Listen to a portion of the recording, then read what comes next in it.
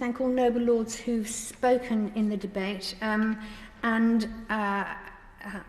noble Lord, Lord Randall, was critical but also extremely kind, calling it a golden opportunity and world beating. And so I thank him very much. It's always good to have a conservative support my radical thoughts. So very, very kind of him. And the noble lady Baroness Brinton, of course, mentioned Awab Ishak, and that is, it must have happened before, and it will happen again, and we have to stop it as best we can.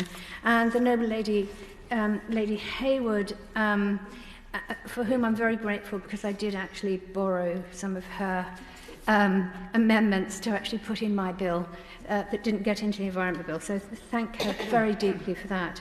And she talked also about the toxic air in poor communities, and that is a factor that poor communities do suffer more from air pollution. It's absolutely inevitable. They live close to the roads.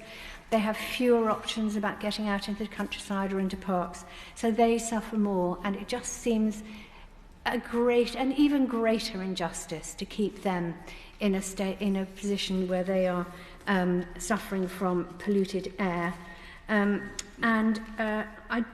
do understand also, noble Lady Hayward talked about the government commitments to targets. Yes, that would be good, a commitment to a target.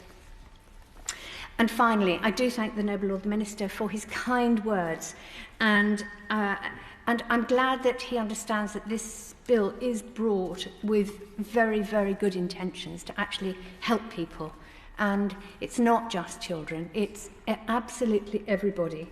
And I also appreciate that there are no easy solutions, but you have to start somewhere. And this bill is a very good place to start. I realise it's tough, but when the noble Lord Minister talks about costs to individuals and businesses, actually there are already costs of polluted air to individuals and to businesses. It costs the NHS, it costs families, it costs social security. It is a cost to us that we don't somehow calculate. And his point about bringing society with us, that is absolutely crucial, of course. You can't just say to people, you can't do this anymore. You actually have to offer them a benefit or an option. And I'm obviously more than happy to work with the government to help them along those lines. And so I would like to say thank you to everybody.